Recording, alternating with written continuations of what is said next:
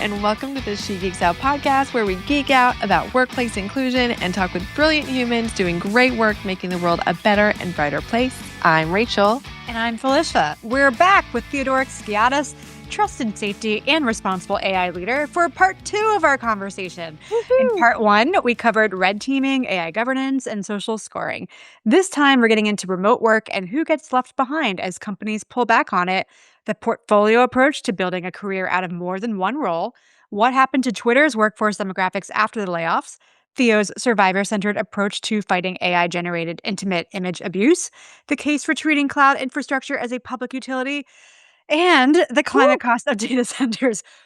Literally a lot, but it's a great conversation. Let's get into it. But before we get into it, we got something else to get into. We do. We really do. And that is Spider-Man. Didn't know if that was what you were thinking we'd say, but here we are. Spider-Man it is. You know, I have a reason for it. Yes. And it ties into this work that we do and this moment that we are in. So last night, I was watching Spider-Man Homecoming, which I had to look up the date that came out. That was like 2017, 2018. And it stars Michael Keaton is the bad guy this time. And what was that? The Vulture. Yeah, the Vulture. And the opening scene is he's basically like a union worker who's got a team, and their job is to basically dispose of trash. And so this is like the alien trash in the aftermath of all the things that the Avengers did to like blow stuff up to make the world safe. And then so in comes Tyne Daly, aka Cagney or Lacey. I cannot remember which one it was. She's lovely, but she was not lovely in this. She was basically working for Iron Man, who has a lovely company, Stark Industries, who's like, actually, we're going to take over the contract to get rid of this stuff. And so, of course, the union guy, Vulture, before he turned Vulture, was like, not cool, man. This is how we need our monies. And so then he ends up becoming the bad guy. Now, I will say, to Marvel's credit, they made him a little nuanced. But overall, the story is the working guy takes out revenge and is ultimately punished and is a bad guy, period. And it's funny, I was texting with my friends about this, and I was just like, this is really interesting. Working class guy equals bad. I don't think you could do that today. And then my friend responded, but he gets rich selling weapons to bad dudes. And I was like, yeah, very nihilist. And then my very smart husband was like, wait, isn't that Iron Man? And I was like, touche, sir, touche. For someone who does not really partake in the whole Marvel universe, I was pretty impressed with that line. And it made me think. And it's true. It's true. I mean, we were just talking about this before we hit record, but I was saying to you, and I'll repeat right now, that I personally find the Marvel universe a little overwhelming at this point, because there's just so much. And if you haven't kept up with it, if you like miss a film, I just feel like there's too much that you have to catch up on. But a few years ago, maybe last year, what is time? I don't even know. But I tried to start over from the beginning. So to your point, I actually have seen the first Iron Man not too long ago. And it is a very interesting movie because he's literally like a war criminal and he's selling machinery and ammunition and guns and all this stuff to war criminals. And that's part of how he gets rich. And that's his like origin story with how he gets like the thing in his chest and all that. That's right. I feel like we need spoiler alerts. So if anyone out there has not seen any Marvel movies and they really want to, they should not be listening to this right now. If anyone is like, oh, now is the time I'm going to start watching Marvel movies, I would like you to send us an email, because I think it would probably be more of a handwritten letter, because you're so out of it. But yeah, send us a letter. It's like me being plant-based in 2026. It's like, boy, I really came late. Everyone else is like back on the meat train, and I'm like, wait, I don't want no meat now. But yeah, I mean, back to the Vulture though, like super nuanced, and it really kind of makes me think, because again, you said it was what, 2017 that this movie came out? Almost 10 years ago. We didn't have Luigi Mangione at that point. I just feel like it is a different world, and I would be really curious what the reception would be if that movie came out today. And to your point, I think well taken is that I don't think this movie would be made in this way if it were to come out today. Yeah, and I wonder, like, would Robert Downey Jr.'s character be the same? now, it is it's really interesting, and I was thinking about how even, like, as they were showing him with, Happy and they were gonna go and, like, they brought in Spider-Man to, like, do this big press conference because he was gonna become an Avenger, and boy, I mean, it reminded me a lot of The Boys. I was Mm, like, "Wow." They're I mean, obviously, The Boys is very much like, it's taken a the lot of dark liberties, side. the dark side. Yeah, it's just really it's an interesting time as we, continue to have, um, deep conversations about massive amounts of wealth and how much harm and good it can do. So, I mean, spoiler alert, I guess, is this as well is, I mean, at least I guess Iron Man does die. So, How dare you spoil this movie. I know from like 5 years ago. Well, I pulled up the Wikipedia for Homecoming because I wanna make sure I didn't forget anything. Because again, there's so many, like, Easter eggs and everything, but according to the Wikipedia, in a mid-credit end scene, someone is approaching the Vulture character at the end in Yes. prison, and he's like, "I hear you know Spider-Man's real identity," and he denies it. So Yes. again, like, I mean, I wanna talk about some things like class solidarity and, Yes. like, um who is right and who is wrong in a world where it's very nuanced and multi-layered, and he could have sold out Spider-Man at that point, and obviously and I will say, I think this is one of my biggest complaints and issues with the Marvel Universe, which is not the movie's fault themselves, but it's more the fans and how they treat this universe, Mm. and I'm gonna bring this up because I almost caught myself slipping into this a little bit just now as well, but what I personally have a really big pet peeve with is fans online talking about these characters like they are real people Mm. and discussing their motives as if they weren't written by a team of writers. I Mm. cannot handle it. This is my rant for the day. It really annoys me, and that's why I think I actually haven't, like, kept up because I can't handle the fan base being like, "But when Captain America did this, and oh my god, he could have totally not done that," and it's like, "You know this is fake, like, it's an actor, it's a team of writers, they wrote this line." Anyway, but No, I mean, I get it. It is true how people do get so invested in this stuff, and I do wonder if, like, even that's changing a little bit.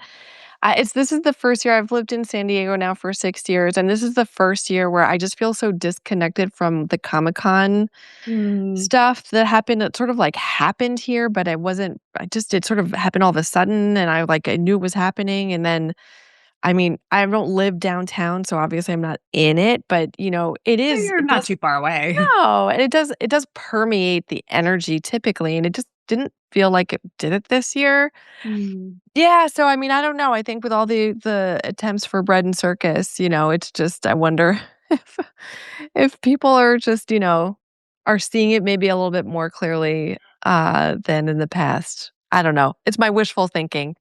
Yeah, I mean, have you ever been to a Comic-Con or a con of any sort? Great question. I've never been to any cons, including Comic-Con. I did attempt a few years like, early on when I first moved here to get in. It's really hard, it's a lottery, and, like, I didn't get in.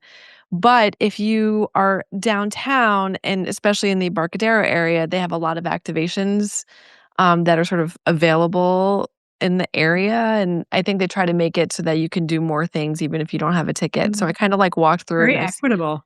very equitable. I think it's still about money, but yes, sure, Or maybe not equitable. equitable, maybe trying to be more inclusive is better Yeah, way to put it. perhaps. I think it's still about making sure that people can stay invested and spend as much money on their products as humanly possible.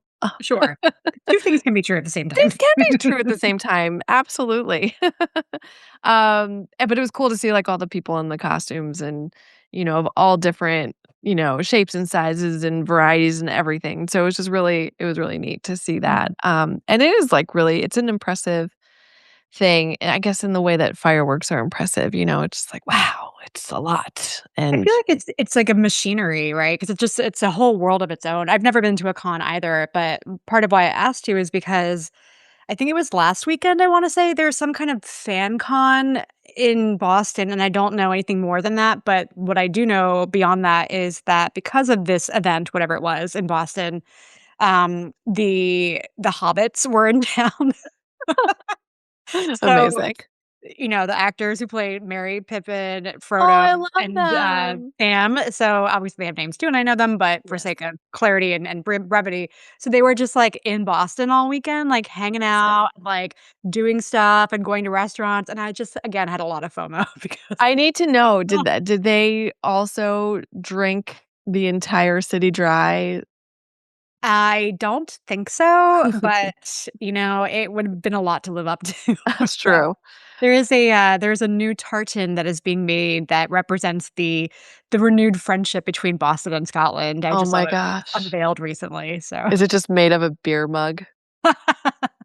I love that. By the way, I need to just pause, and then I know we should get to the interview, Yes, but yes, I just need to say, just key on you calling it FanCon because I just feel like it should be called ConCon. con. Do It's the like can at the con. exactly, exactly.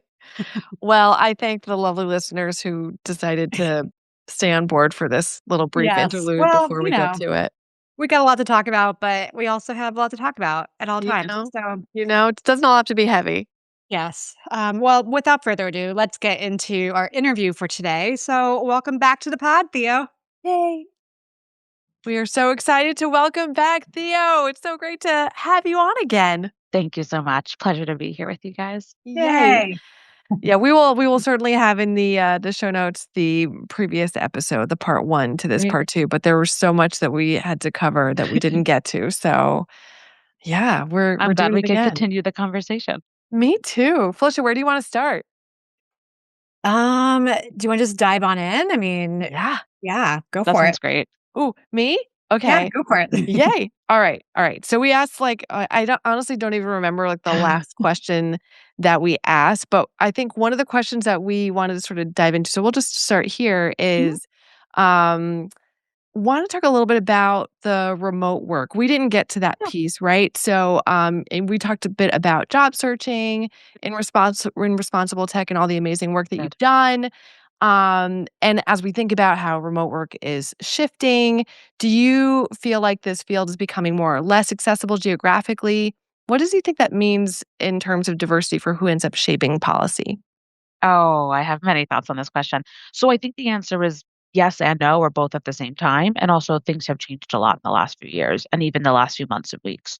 So I think in general, remote work enables broader access, right? You can access work from all over the world. And, in my own relationship, like my partner, um, who is originally from Morocco, is a software engineer, was able to benefit from remote work and it enabled us to work across continents, and sort of like enable a long distance relationship and then enabled him to transition more easily to work here. And both of us have been like huge fans of remote work for a decade now, a long time. Um, and I think it opens a lot of doors. Um, More recently, there have been shifts away from remote work. So in the last few years, in particular since the start of 2023, companies have been moving back post COVID to a work from office policy, whether it's 1, 2, 3, 4, or even 5 days a week. Every few we see, the announcement that new companies are requiring that their staff work from an office, which obviously limits participation. Um, on top of that, the State Department in December issued an executive order, or rather a policy announcement, that they would no longer be accepting work visa applications or renewal applications for H-1B workers in trust and safety roles. So it was an explicit announcement that the State Department was prohibiting foreign workers from coming to the US to do trust and safety work. Now, that's not necessarily remote work because those are people coming from abroad to the US to do remote work. But it's a huge barrier to people who are foreign born immigrants who are doing trust and safety work in the US or would hope to, right? Have been offered a job and are going through the immigration process.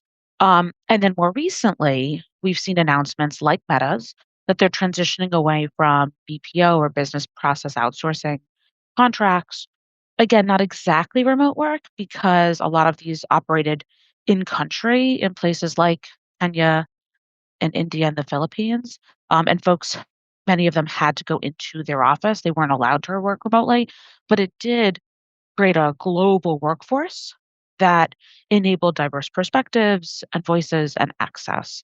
And so, in a lot of ways, it further constricts access to this kind of work. And I think the announcement is such that this work is being automated. So, I think in general, remote work is a tremendously opportunistic way to engage people across geographic differences. However, the trends have shifted in a different direction more recently. Yeah, it's so interesting. I was just reading this morning, I think it was a Forbes article about this British entrepreneur named Emma Grede. Have either of you read about her? So No. I'll give the like highlights and I can include the link in the show notes too. But basically, she was recently on Kiki Palmer's podcast and she was talking and she basically said something like, I think work from home culture is a career killer for women. And so she talked about how it's like, if you want to get ahead as a woman, you need to be in the office to like get the corner office and like, schmooze and all that kind of stuff. And there's definitely, I think mixed reactions online. I think to your point, Theo, I think if she'd said this even 6 years ago, it would have been taken very differently. But, Yeah, as you were talking, beyond the AI industry and that sort of dynamic of remote work and what that means, one of the things I was thinking about is just like how we're seeing all this data and research that shows that women are actually leaving the workforce. And I think it's yeah, the number that sticks in my head is 600,000 Black women left the labor or were pushed out of the labor force in just last year alone. And so, yeah, I think that it's interesting because with the globalization and like that ideally global nature of this kind of trust and safety work and AI, I think there's a lot of opportunities for this kind of remote hybrid work, but we're also, like you said, seeing such a shift away from it. So it feels really mhm, disappointing to see these trends kind of go in this direction at this point in time, given everything else. yeah. I also don't agree with her sentiment at all. Well, no, Um, same. I just think Same. that's not accurate. Like in especially in highly distributed companies, like I have worked for a number of tech companies that are just distributed teams. And everybody is working from home. And so I think perhaps in some environments that is true. I think in Mm, the tech environment, and I will say there are serious benefits to being housed in San Francisco. Like if you work in the tech space, to be based in SF or maybe New York City, maybe Boston, DC, some cities give advantages, but but otherwise it these teams are pretty distributed. You're on a call either way because you're even if you're in San Francisco, you're working with folks who are in Seattle and Houston, you know, and Phoenix, right? So you're still on calls either way. There isn't like a singular hub, although again, the SF is the center of gravity. And to your point, remote work is particularly helpful to mothers, to people who have complex schedules, right? Enabling them to work a little flexibly offers them the opportunity to stay in the workforce. And so I just think it's a little bit of a false dichotomy because a lot of women have been disproportionately impacted by layoffs and these shifts that are happening within companies. Um, and flexibility grants opportunity. Yeah, and can we if it's okay, I'd love to stay on this a little bit longer because I think it's just such an interesting space to occupy, especially because you personally occupy this very interesting space where you're like, you have this you're working at DoorDash, and so Mhm. you're kind of working in the tech space and you're also doing all this responsible AI work. Yeah. And, Felicia and I certainly talk a lot about like, what is work going to even look like in 2 years or three Yeah. years? Like, how do you even think about it? And I will say, I've posed this question to many people, and no one can give me even a prediction because it feels like it's impossible to ask. So, can I just ask you the impossible question? Because why not? Sure. Yeah, yeah. So I really subscribe to the concept that at least can Christina Wallace has pushed called the portfolio life. So she's a Harvard, I think, business school professor. And the idea is like future proofing your career by by building a life that is multifaceted. And I think that this includes both work and personal elements. And I will also add, so the Harvard Kennedy School had a virtual session recently for graduates um, that was focused on reframing, resetting, and reconnecting, expanding your career through fractional leadership. And the idea was it's a little bit different, but very related to the previous one, which is like having multiple leadership roles that are part time. And so I think this idea that we had for a long time of like you have one job, one role, 9 to 5, that's all you do, has really evolved. And I very much subscribe to this. I love having my day job. It offers me real insight and opportunity for impact and great benefits. And I like being engaged in other ways. And I've adopted this approach since I worked full time from the very beginning. I think I had 3 full-time roles in my in when I moved abroad after college at the same time, just because they gave me different things. And I remember when I started working at Booz Allen after grad school, I also was running political campaigns and helping run nonprofits. So like I just think this is a great way to be. Uh, No, it's, I think it's really great, and, one of the things that Rachel and I have been sort of, I don't know what the right word is, like, exploring or, diving into, especially in the last few years, has been, sort of this I guess the portfolioization of it all is a good way to put it, like mixing and matching different things that give you what you want and need because, I don't think one job can do it all at this point in mhm. time, especially given all the dynamics of the trends and the shifts and societal things that Sure. we've been talking about already. Maybe that would have been true 10, 15, 20 years ago, but not, I don't think, in today's world. So having the Yeah. ability to mix and match is really great in a lot of ways. And going back to that previous point that we were talking about too, like, one of the things I do think about is, are we seeing that is going to be a pathway for, different groups like women or maybe even other marginalized folks who are out there figuring out what their careers look like? Or are we going to see in the future like a total shift where it really is a lot of these decisions and power and, sort of way forward being really concentrated in very small groups of, dominant identity kind of folks? I don't think we know the answer to that quite just yet. Maybe you know answers to those questions, and if so, let me know, but Well, what I will say is, like, what we saw from the Twitter layoff yeah, specifically was that the company became very male and white. yeah, And so, like, what we've seen is that tumult and transition just does disproportionately impact employees of color, women, and other people with other marginalized identities. mhm, I mean, my team was 11 people, of whom 8 were women. Uh, Only 3 were men, and many of whom were people of color. After the layoffs, there were 2 people left, and they were the 2 white men on the team. So, it really did it changed the demographics tremendously, and Twitter was a uniquely diverse, workforce, um, within the tech ecosystem pre-acquisition. So the transition was very stark, and that's part of why there were several lawsuits that were quite successful, as I understand it, specifically about discrimination on the basis of gender and race. Well, I mean, Yeah. honestly, Theo, like since, they've just reduced it to white men, it seems like Twitter's doing really well now, right? Yeah, I mean, they remain a dominant player in some ways, but so much of their activity is AI generated, bot generated, and their user base has also like become a lot more white and male, right? It has homogenized. Yeah. So I would say women have left significantly, people of color have left significantly, and the conversation is a lot more vitriolic towards those as well. Yeah. Really So it rising to the depends on your top. definition of success. Yeah. You know. I'll leave it at that. Felicia, please Yeah. go on. well, I guess, I don't know if this is a natural bridge to our next question or not. Maybe it is, maybe not. You tell me.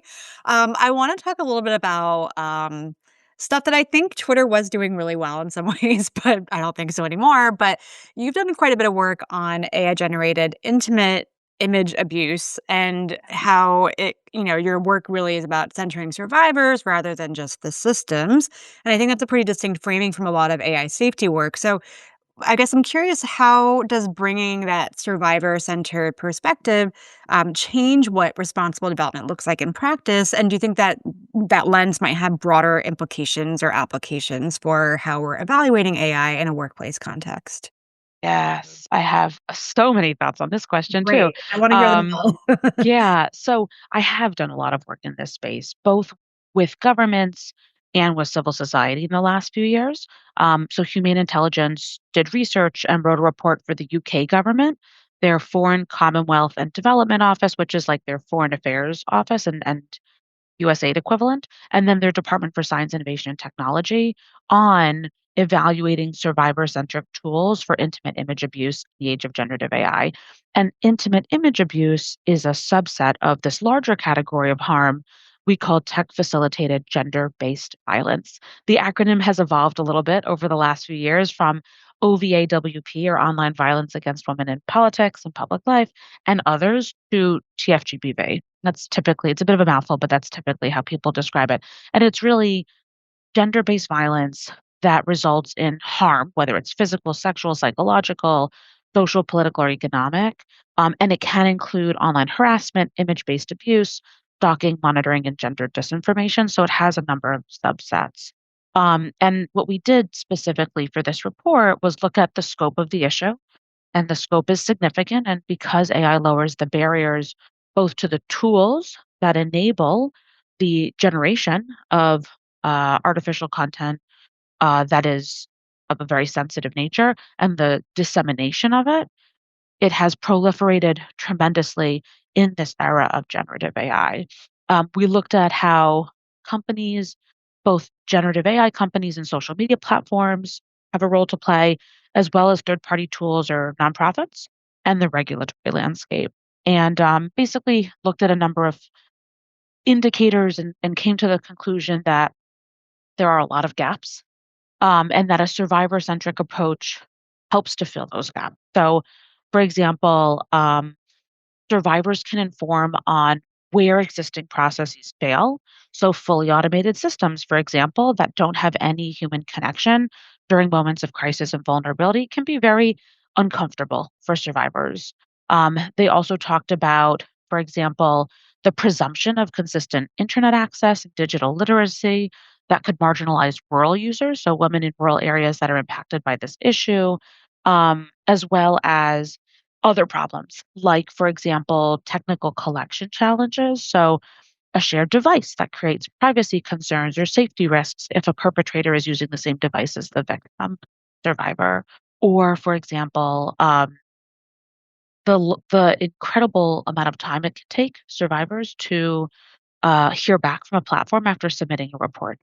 And so, having a survivor-centric approach, one that centers the voices and experiences of people who've gone through this issue, brings us closest to identifying where gaps can be filled within existing processes and policies. So, quick follow-up question for you, Theo, because this is definitely your area of expertise. Not, I won't speak for you, Rachel, but not mine at all. I was just kind of struck by a thought as you were sharing. I guess maybe two thoughts, rather. First thought was really, isn't it wild that we that it's not all survivor-centered approaches? I'm just gonna let that one sit there for a second. But my other thought, which I guess is a question really more, is so in like a typical, I don't want to say average, but like let's say, you have a case, like a case study or something, right? And someone is trying to reach out to a platform. Is it the case that most of the time they're going to be interacting with an AI bot to try to report that this is happening? Is that what I'm understanding from you? Yeah. So, Um, first of all, it's hard to connect with survivors because the way the policy process works, right? People in offices or maybe at home, right, if they're working remotely, are doing research and identifying policy solutions. But they're not typically, like employees at companies are not typically in contact directly with survivors.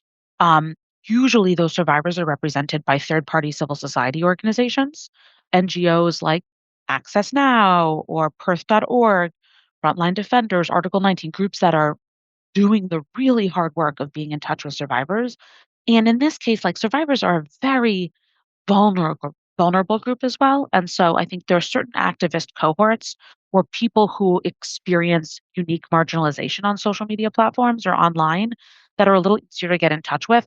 Survivors have experienced trauma. And so to ask them to relive that trauma um, for the purpose of generating a policy or improving a process is a big ask. So there's a number of reasons why survivors are typically not in direct conversation with platforms. Some are, but generally they're not. And then when the reporting flows, typically, most companies don't have a reporting flow specifically for gender-based violence. So they go through a generic reporting flow, and it's typically automated. So now, while the report itself may be submitted via in an app-based or browser-based method, a best practice is for the cases to ultimately be reviewed by people.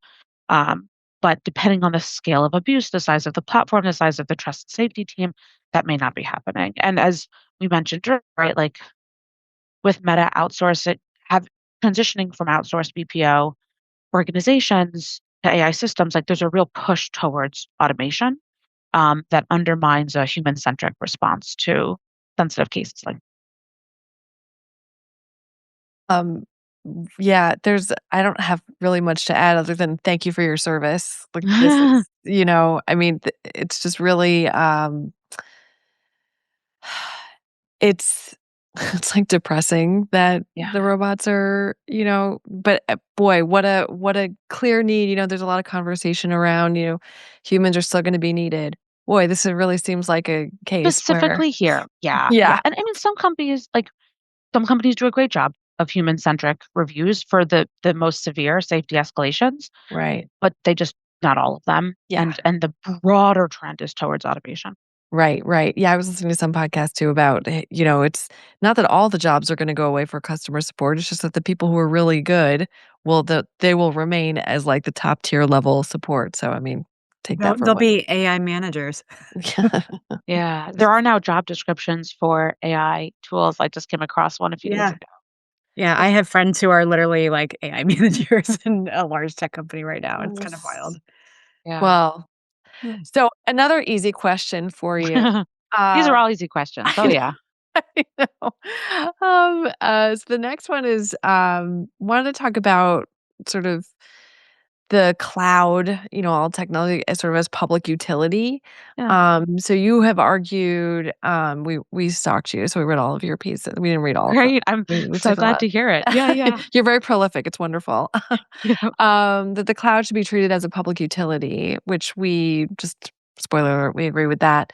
But it has big implications for how organizations think about their AI infrastructure and its dependencies. So, can you talk about that, make the case for it, why it matters Sure. to sort of the average employer and the worker? Yeah, yeah. So the idea here is that public utilities increasingly occupy um, pretty essential digital infrastructure for Americans. And they, alongside digital services generally, are underregulated. So cloud providers can be required to furnish adequate, efficient, just, and reasonable service, enforcing non-discrimination and other prohibited practices, regulating the rates that are offered or are mandated for service access, and affordable offerings in particular for people who may have um, financial hardship, um, requiring transparency, interconnection, open access, and then also requiring portability or service switching so that there's not such a barrier between switching from one utility to another, and annual reporting, amongst other things. These are elements to service provision that can be regulated if we think of cloud services as we do public utilities. So, public utilities typically refers to things like electricity and water, where we know that these are required infrastructure. And as a result, they're regulated, right? Everyone has access to water, like, right? And electricity. And increasingly, there's a conversation about whether cloud services should be considered a public utility. And so the argument that me and my co-authors make, and we've been in touch with legislators on this issue around the country, uh, is that there should be better regulation of public utilities.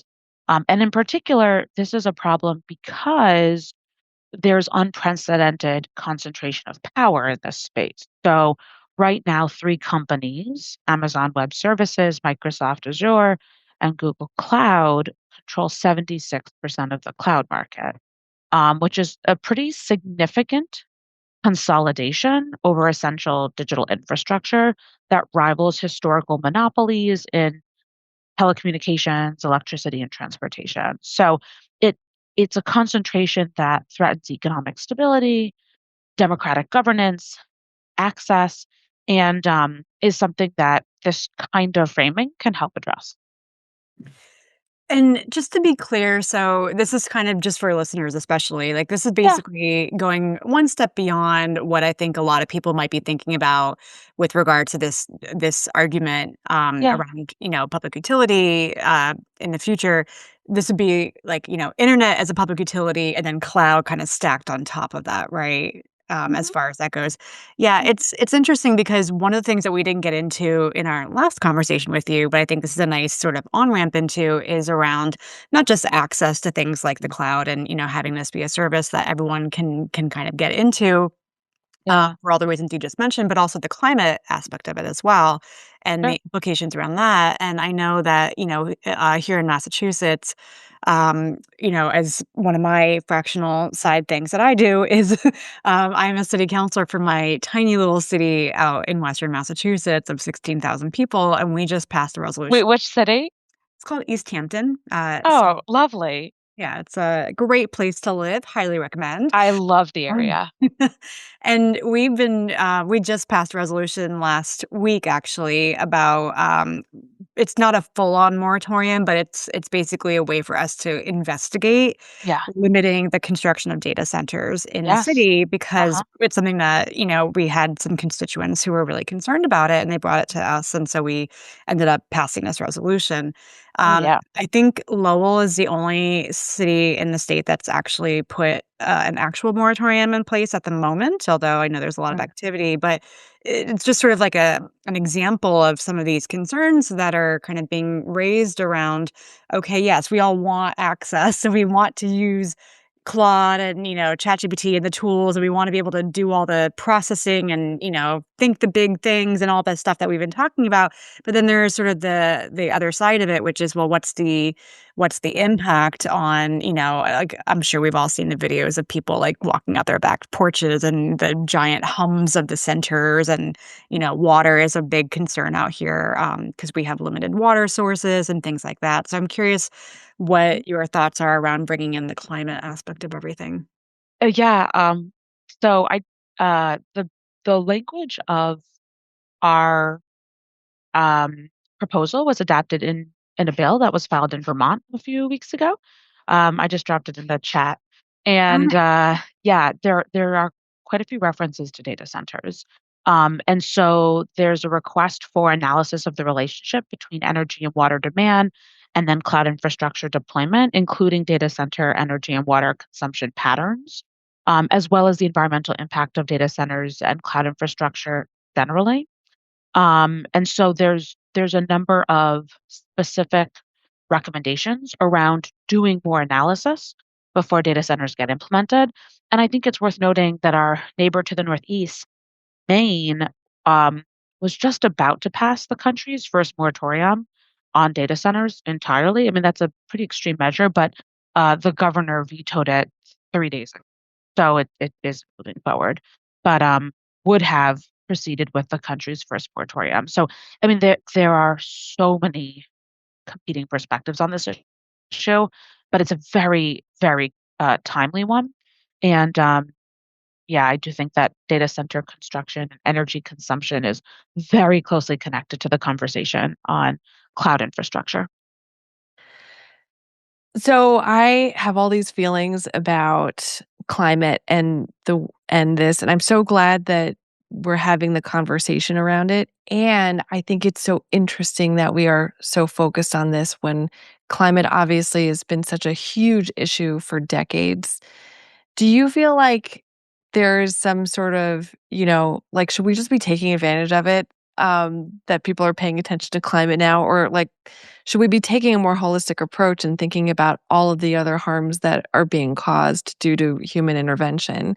I just think it's so interesting that we're like focused on this one thing because of this one thing. You know what I mean? Uh, I think the challenge with data centers and AI and energy consumption is it represents a huge escalation of consumption. So it doesn't negate anything that came before, but it is a profound threat to the environment if unaddressed.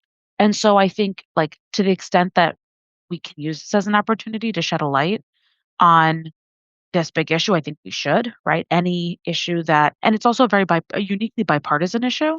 There was an interesting article in the New York Times a few months ago about how both Republicans and Democrats at the hyperlocal level care deeply because of its connection to, as well, to energy costs and the costs that are being transferred onto consumers. They said like electricity is sort of the new eggs, like cost of eggs conversation.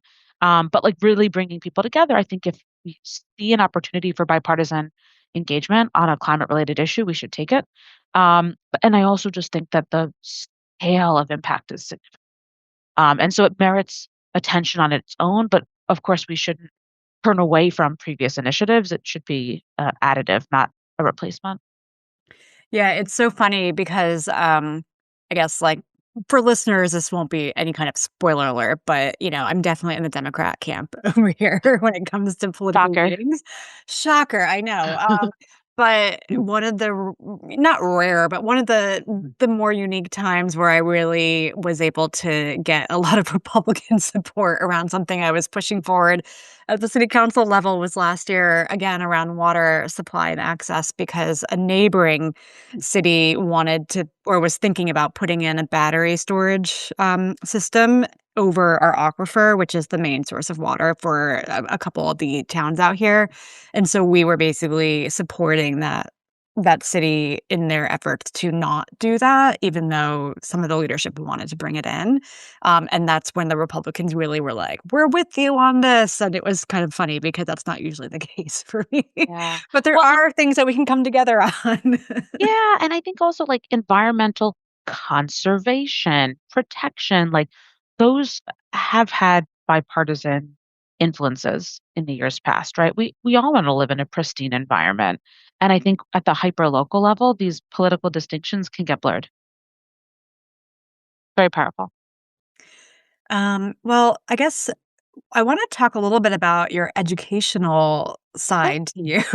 Yeah, As yeah. you kind of referenced a little bit already here and there, but you're currently in the process of doing a PhD at King's College Department of War Studies, which Hmm. sounds very fancy and I know wild, I guess, in these times of war.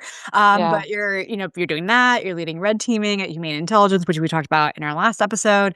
You're shaping policy at DoorDash, which we mentioned briefly. You're advising, you're writing, you're doing all these things. You're building your family. You're sleeping, maybe not.